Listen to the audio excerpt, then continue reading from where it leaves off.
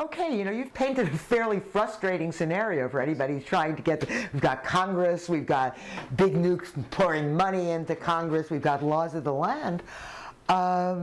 Is there any way to get around this, or is this just an esoteric conversation we're having here? So if you want to call it a thorium community, we've gotten pretty creative. One very interesting way of trying to get around this is to try and get around the Nuclear Regulatory Commission, which is a very daunting task, right? It's really hard if they control all of it, right? So what have the Native Americans done in the past 30 years? Casinos. Why? Because they're technically not part of the federal government. What an interesting idea it would be to try and build a molten salt reactor on an Indian reservation. Oh my God. We're in Blue Point, New York. Fabulous Blue Point, New York, Long Island. 40 minutes east of here is an Indian reservation. I would love to build a nuclear reactor. So they are a wealth of funding, right? Because they've basically used their own non-federal status to their advantage by building casinos, right? Because Americans, people in general, I don't personally gamble, but they like to, and they've been making a lot of money. Mohegan Sun, there's any number of one here in the United States. Well, why don't we take that one step further, and why don't we go talk to the Lakota or the Sioux or the Nez Perce? Well, why haven't you if they're only 40 minutes away? We're trying. I don't think anybody would go for it right there because Shoreham in a Shoreham nuclear power plant is the infamous example of the one nuclear power plant that was basically never turned on. So I don't think we're going to get away with it here on Long Island, but I personally think that's a very creative idea that the thorium community, if I can use that word, has come up with to try, because we're trying everything we can to bring American invention and ingenuity back to the fore.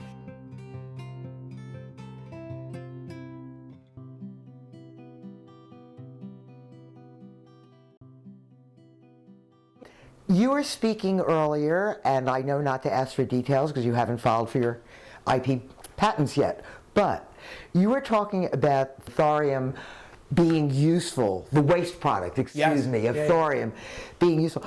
Are we talking, without giving details, which you can't give until you get your patent, but are we talking about a situation where by creating thorium-fueled molten salt reactors, we might be also creating a very cheap source of raw materials for entirely other industries? Yes. Because that's something I think that can bring you allies from, It's a great question.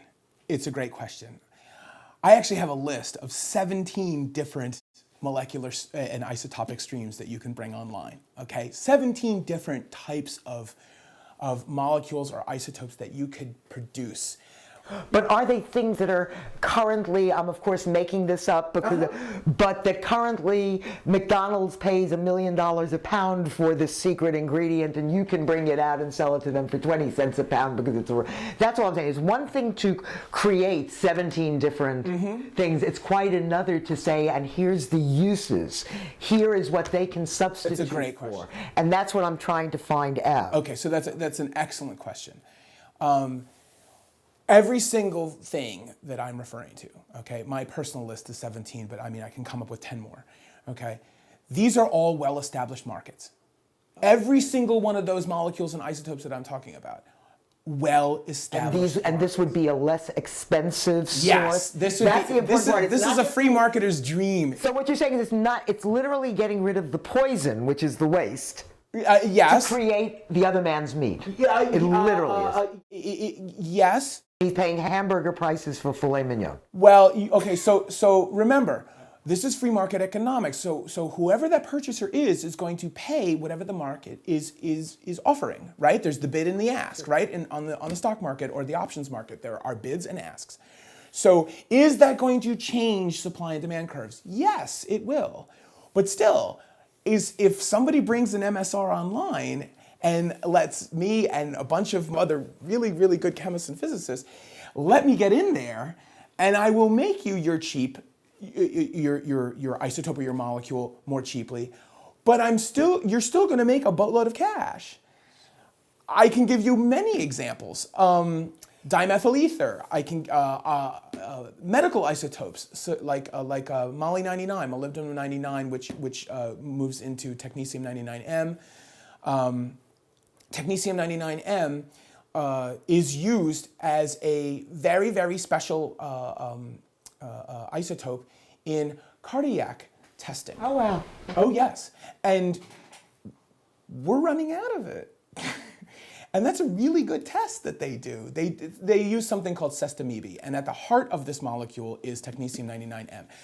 Very special thing that pops off, and it lights up your detector like a Christmas tree.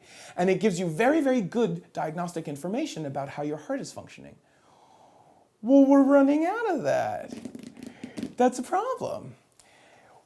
I can give you a list of isotopes and molecules that we could produce on the back of a molten salt reactor. You're still going to pay, sure, there's going to be shifts in supply-demand curves, sure, okay. But you're still going to make a boatload of money because you get a bunch of scientists like me who love this stuff. Who is the you in the you're still going to make a boatload of money? Who?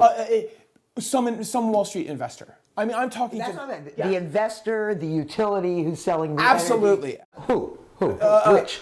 Those are two different people. I'm pounding the pavement on Wall Street right now because I think I can get some money out of Wall Street to invest So you're in looking some for of venture capital. I'm looking for venture capital in a number of different ways. Okay. Yes, absolutely. I personally don't think that a monopoly or a utility is the best vehicle to go to. I would think not. I would think not as well. Right. I mean, I think free market is the best way to make this stuff happen. I'm pounding the pavement. I've got business plan after business plan. I can show you the mature markets. I can show you that they're going to be paying $1 million a kilo, $50 million a kilo, $315 million a liter for these types of materials. Wow.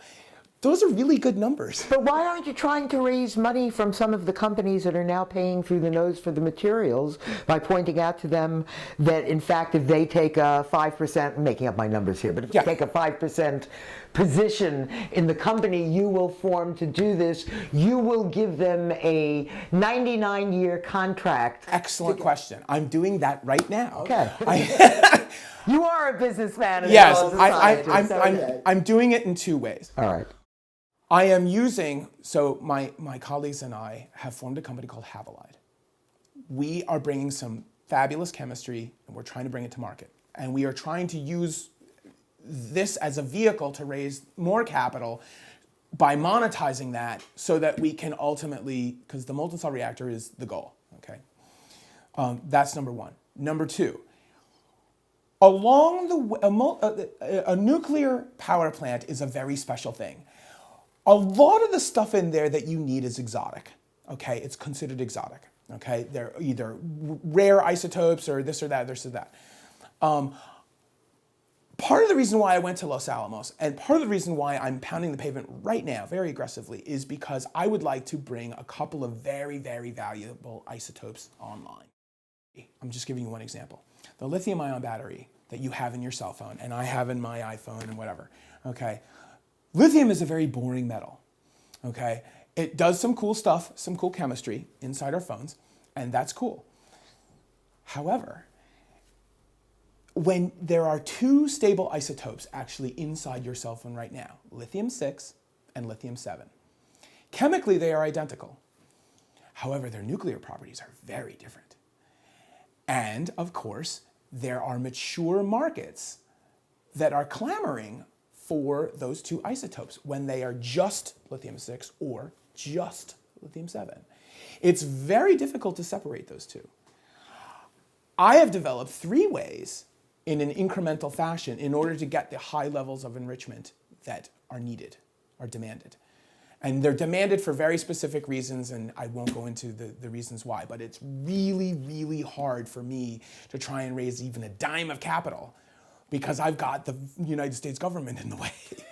Okay, for very specific reasons, they want to control that. And for very good national security reasons, they want to control that stuff, and that's fine.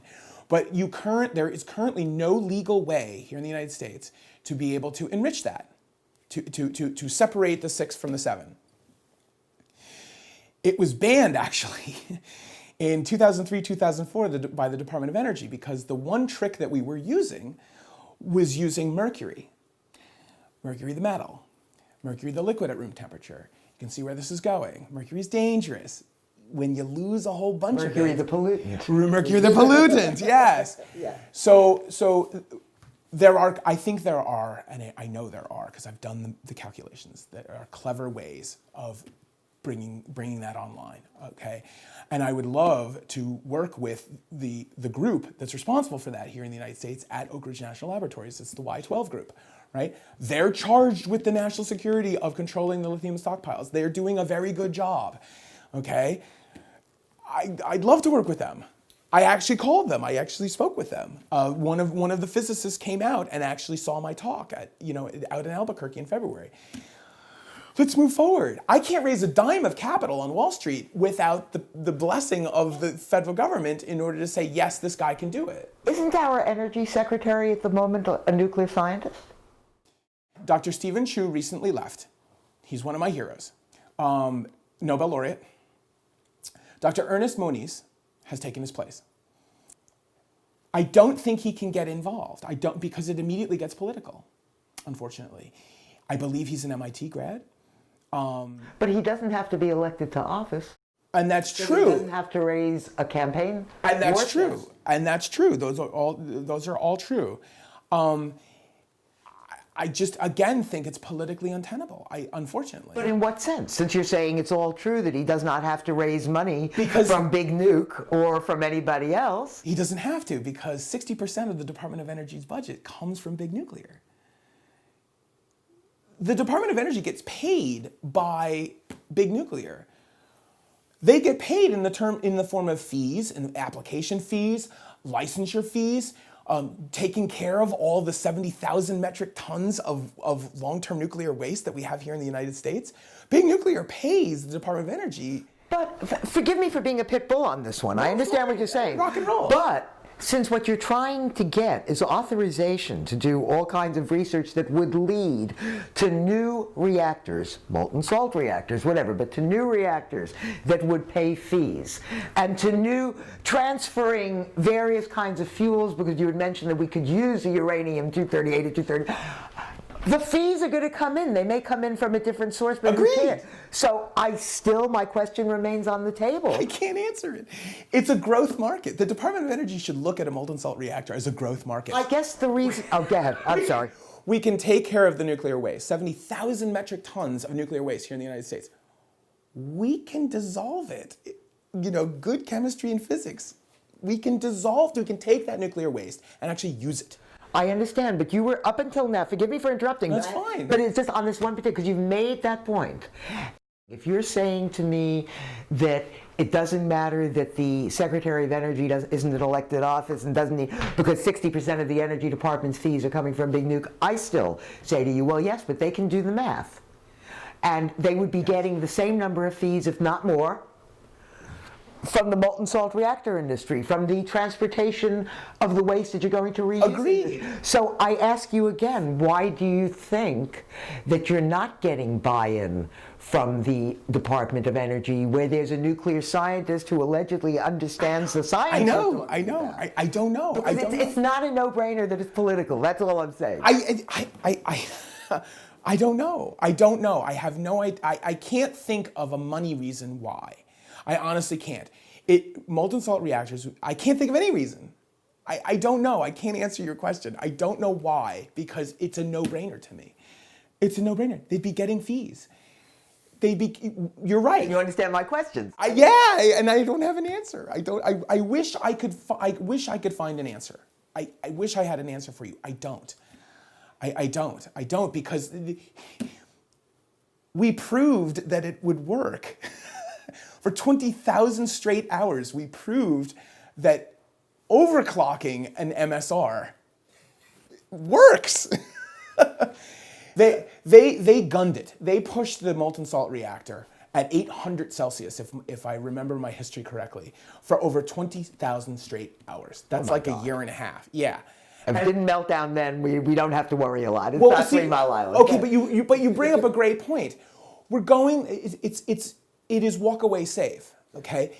We're going the opposite direction. If a molten salt reactor overheats, It shuts down. it shuts itself down. Yeah. Of all the nuclear reactors and all of the accidents that have occurred on this planet since the first nuclear reactor was opened up, a commercial nuclear reactor in 1958, every single problem was as a result of cooling. Every single one, every single accident, 3 Mile Island, Chernobyl, all of them were as a direct result of cooling failures. Why? Because the thermodynamic design is terrible. It sucks. I hear you. So I don't know. Okay. I don't know. I want to ask you one more political question. Shoot. You've been quite deliberately non-political in this conversation in the sense of not being Democrat, Republican, Independent whatsoever. I'm now going to ask you for a political statement. I get the sense from you that the politicians have been a very bad barrier to this.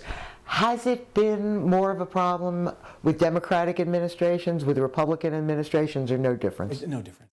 Why is that though? Because they're so different on almost everything. Oh, because dollar signs are dollar signs. I personally think that it's a myth. But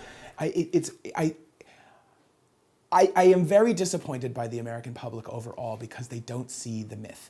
It doesn't matter Republicans or Democrats. They have their own agendas, and both of their agendas are self-serving. They don't have very much to do with trying to fix and be stewards of the American people. These actions among Democrats and Republicans alike don't serve the American public. The nonsense with the helium reserves, that doesn't serve the American public. What I'm asking though is, do you find any kind of a partisan leaning? And what I mean by that is, yes, I'm sure you could point to a senator, but is there a difference under a Democratic administration versus a Democratic House versus a Republican House? I'll shut up, you know my question. No, and that's what I'm doing. I understand. I think that there are small differences. I think historically, Republicans have always been big business and pro-business. So you're going to get pushback from the Republicans because big nuclear is on their side. I think you're going to get pushback from the Democrats because typically Democrats are more environmentally knowledgeable, and you're going to get the Sierra Club and big environmental groups pushing from the left, so to speak, and therefore pushing the Democrats. So I think it's a much more complex question. But it brings us back, because I'm looking for a scenario of how this will get funded and how it will go by law down the future. It'll get funded through free markets. And you're looking for venture capital. Yes, because it will not get funded by the federal government. But let me pose a hypothetical scenario to you, and you tell me what's wrong with this scenario, okay? Yes, politicians certainly do respond to big business. There is no question about that. Yes. If the people in industry that you're talking to are being persuaded by data that, depending on who the business person is, that they can get process energy at a quarter of what they're paying for process energy right now, they're going to be on your side. And you go to another company and say, you know that $50 million a year you're paying for that raw material? We can provide it to you for $20 million a year. They're on your side. If you can get that many big businesses, why would they not be able to counteract big nuke? It's a great question. I'm trying right now. Right now. Do you not think that that would have an impact on Washington? Yes, appeal to greed. Yes, absolutely. In a nutshell, you're saying appeal to greed. I am trying to do that. Greed is good. Greed is good, right? Gordon Gekko, right? Our hero. My CFO's favorite character ever. Gordon Gekko. He's my finance guy. It's his favorite. I agree. I'm trying right now. I am approaching people who use lithium-6 and lithium-7. I am approaching people who use tritium because I have a prototype design whereby you can harvest tritium. Incidentally, tritium is used by several different industries. I'm approaching those industries right now because it's a far faster return on your investment if I come up with a way to get this extraordinarily lucrative isotope out of your system or enrich it or whatever, and I don't need a nuclear power plant. Yeah, absolutely.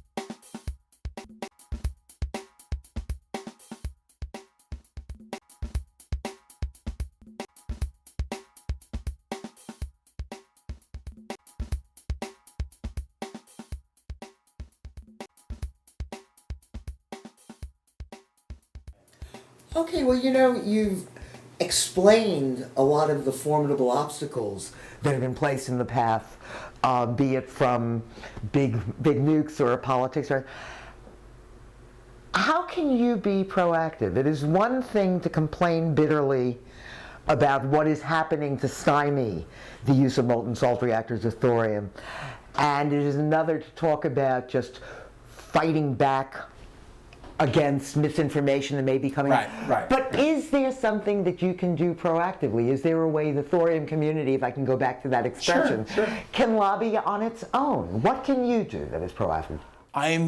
Like I said before, my partners and I, we have formed a company called Havelide. We are trying to monetize that so we can get boatloads of capital. Part of the reason why we're doing this is because molten salt reactors are the goal, but we need a boatload of capital. How does anybody get stuff done in Washington, D.C.? They write checks. They write checks to lobbying groups. There's a reason why the Financial Services Roundtable, which is the largest lobbying group in Washington, D.C., there's a reason why Wall Street gets so much stuff done. Because there are slightly more than 5 lobbyists for every member of Congress in the Financial Services Roundtable, the largest lobbying group, in D.C. There's a reason why it works. It's because they keep writing checks. Okay, but you don't have that. We don't have the money. So what are you doing in order to lobby as well? You have the creativity. So what are you doing? I'm specifically trying to start this company so that we, as the science group, the chemists and the physicists that are involved in Havelide, Are these all American?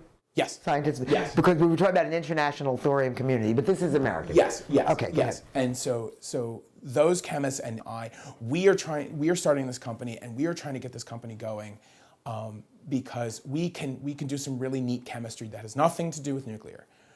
We believe we can monetize that chemistry. It's very, very interesting chemistry. Okay, we believe we can monetize that. We already have our exit strategy written out. We want to walk away with a fair amount of capital and start writing checks, because that's how business gets done in Washington, D.C. You pay lobbyists, you pay the lobbying groups, you ultimately get What access. is your projected timetable? All depends on the money. Our projected exit strategy is 40 months from now. It's not bad. It's not bad. It's not bad. If everything goes well, we'll go even faster. If we raise it, I had 3 1/3 years. Yep.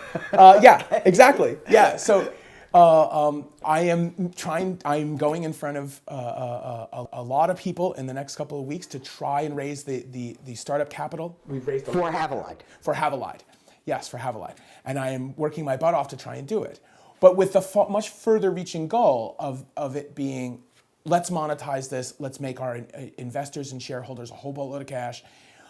But we, as the scientists, we want the prize. We love the chemistry, we love the physics, we love the thermodynamics of molten salt. So ultimately, down the road, we want to get there. But the only way to get there is to do business just like everybody else does in Washington, D.C. You write checks. We don't have the money. The thorium community doesn't have the money.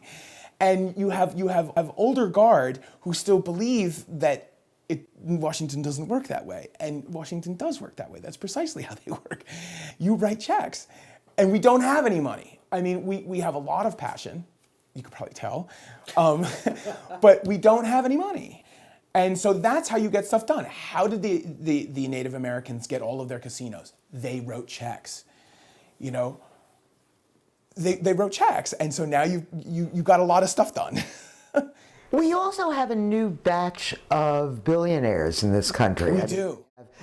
And have you thought of maybe getting an angel type of thing? I'm trying right now. Okay, I won't ask who, because even I don't think I can elicit that information. Right. Unless you'd like to tell us.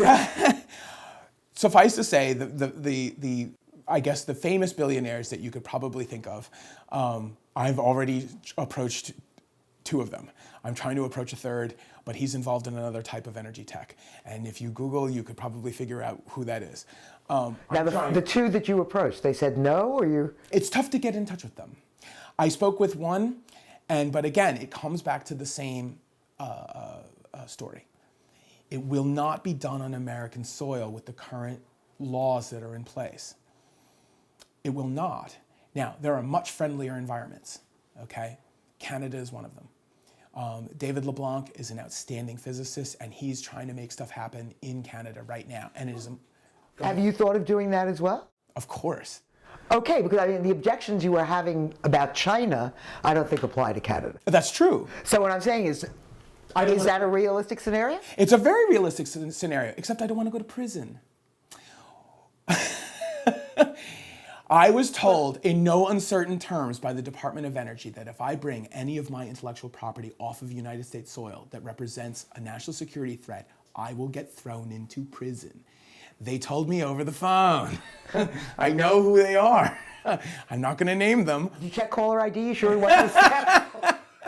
No, I mean I know who the guys and girls are. There were and I was very interested in speaking with the woman because the woman said, "Oh wait, but there is a way to actually do it." And of course there is. You know, you go through export control licensure, you go through the State Department, and she's part of the State Department.